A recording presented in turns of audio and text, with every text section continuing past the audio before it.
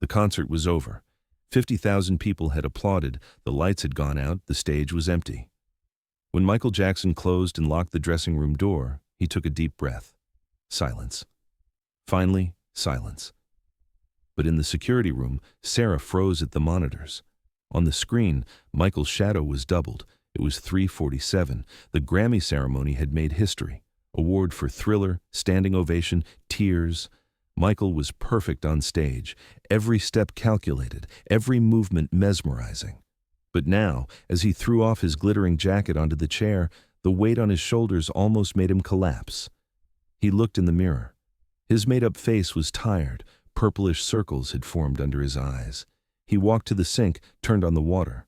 When the cold water touched his hands, he felt a slight shiver. He raised his head and looked in the mirror again. Someone was standing behind him.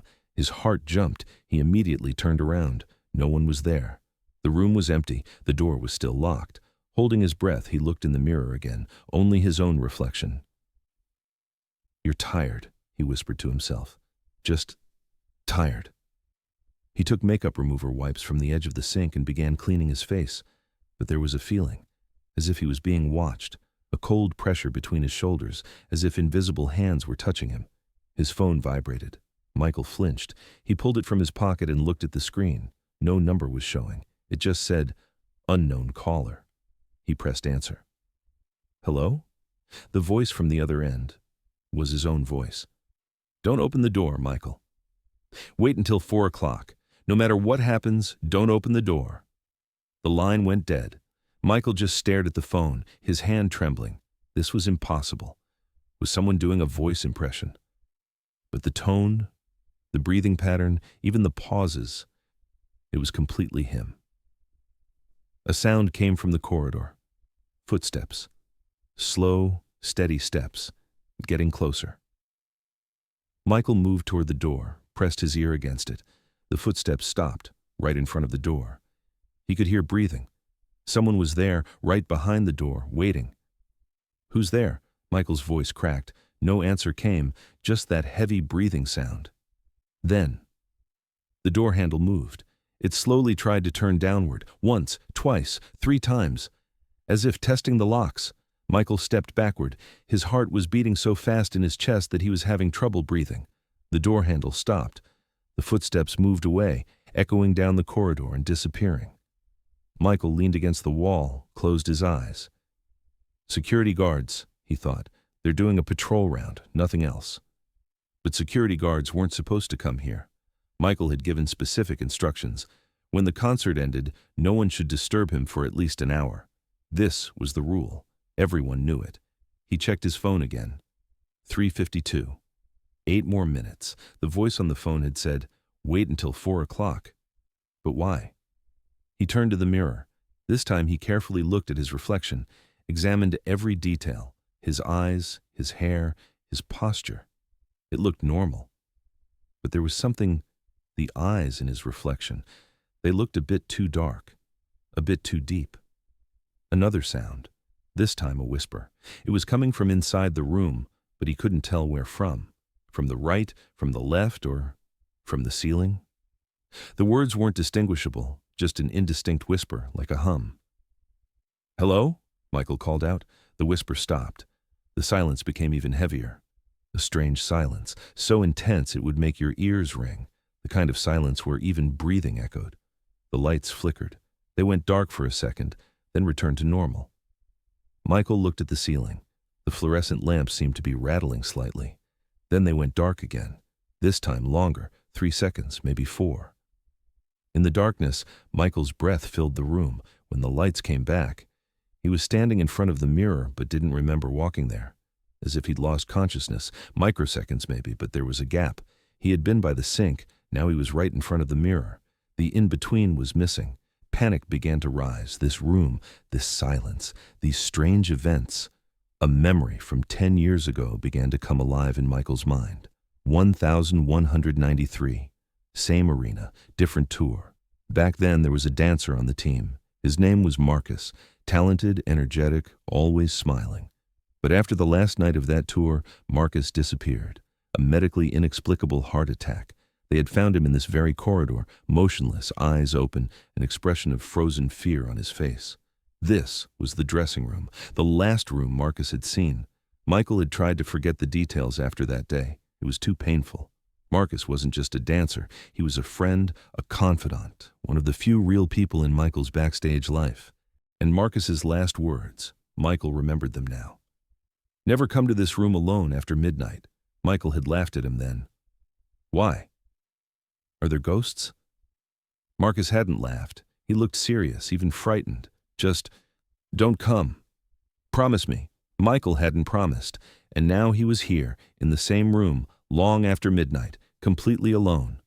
His phone vibrated again. He looked at the screen. Unknown caller again. This time he didn't answer. He watched the phone continue to vibrate, once, twice, 3 times. Finally it stopped. A message notification appeared on the screen. Voicemail. Michael's finger hesitated over the screen. Should he listen? Or should he turn off the phone and leave? But he remembered the footsteps outside the door handle, the whisper. He pressed on the message. At first, there was only static noise. Then a breath. Heavy, difficult, as if in pain. Then a voice. "Michael, it's me, Marcus." The phone slipped from Michael's hand and fell to the floor. It was impossible. Marcus had died 10 years ago. Michael had gone to his funeral, seen his grave, talked to his family. Marcus was gone. But the voice, it had sounded familiar. That hoarse, tired tone. Marcus's voice.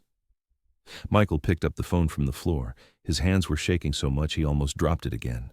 He listened to the message again. "Michael, it's me, Marcus. Listen, you don't have much time. Don't leave the room. Don't open the door until 4 a.m. Wait. Then leave. Leave immediately." The message ended. Michael leaned against the wall, his knees buckling. This couldn't be real. Someone was playing a game with him, a bad, sick game. But who? Who could imitate Marcus's voice? Who would know this much detail? It was 3:58, 2 minutes left. Suddenly the temperature in the room changed. As if a window had been opened, a wave of cold air came. But there was no window. The dressing room was interior. When Michael exhaled, he saw steam. The air had gotten that cold. A sound came from the mirror. A cracking sound. A small crack, starting from the upper left corner of the mirror, began slowly moving downward. The sound was like scratching. As if someone was trying to get out from inside the mirror. Michael jumped to his feet, moved away from the mirror. The crack continued to advance toward the center, then veered right, branching like a spider's web. And inside the mirror, a shape. Vague, blurry, but it was there. A human-shaped shadow, as if standing right behind Michael. But when Michael looked behind him, no one was there again. The mirror continued to crack. Now the sounds were louder, glass-breaking sounds. The door was knocked again. This time not gentle, strong, hard knocks. Someone was trying to force their way in. B-A-M, B-A-M, B-A-M. "Michael, open the door." It was a woman's voice. Didn't sound familiar. "Michael, security, open the door." But Michael was very clear about security. He hadn't wanted female security guards on this tour, only male team. He had enforced this rule. So that voice was lying. "Open the door! There's an emergency!" Michael approached the door but didn't touch it. "Prove who you are!" he shouted. The voice from behind the door changed. The woman's voice distorted, became deeper, more mechanical. "You will open it, Michael. Sooner or later, you will open it." The knocking stopped. The footsteps moved away. Michael leaned against the door, his chest rising and falling. What was happening? Was this a nightmare? Was it real? He looked at his phone. It was 4 o'clock. Right at that moment, everything stopped. The lights stopped flickering. The cold air disappeared. The sounds from the mirror ceased. Complete silence outside the door. Michael remembered the message on his phone. Wait until 4 o'clock. Then leave. Leave immediately. With trembling hands, he unlocked the door, turned the knob, slowly opened it. The corridor was empty. The lights were on. Everything looked normal. No footsteps, no shadows, nothing. Michael stepped outside. He looked back at the dressing room one last time. The mirror was still cracked. It was proof, not a hallucination, but nothing else looked abnormal. He started walking down the corridor toward the exit. At every step, he couldn't help but look back, but no one was following. When he reached the main door, he saw security guard Sarah.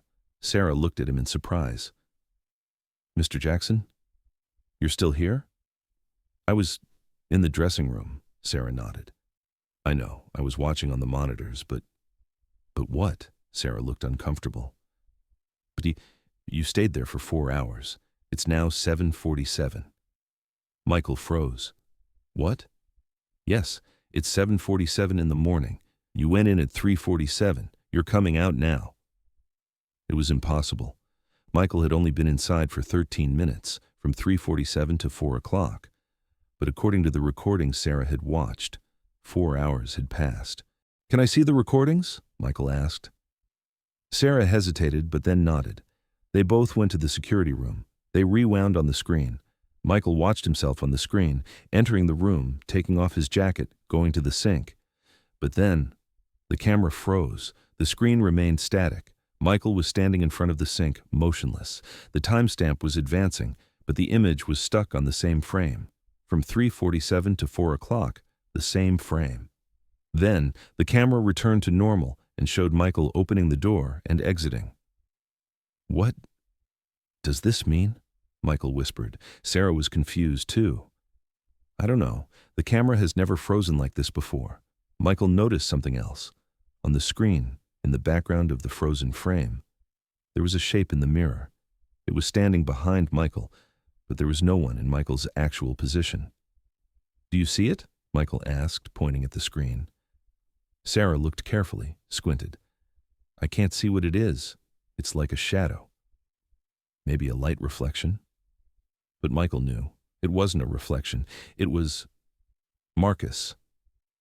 Michael left the security room. He needed fresh air. When he stepped outside the building, the morning sun hit his face. The real world. The normal world. He looked at his phone. In incoming calls, there were 2 unknown caller records. In messages, Marcus's voice. But now there was another message, a text message. There was no number, just the message. "We warned you. Never return to that room again. After 3:47, the wall between this world and the other thins. And Marcus is still there, waiting for you, always waiting." Michael deleted the message, put the phone in his pocket. That day, the rest of the tour was canceled. The official statement was made as health reasons. But Michael never returned to that arena, never used that dressing room again. And every night, when it turned 3:47, his phone would ring. He never answered, but he knew that one day, out of curiosity, he would answer. And then Marcus would invite him in.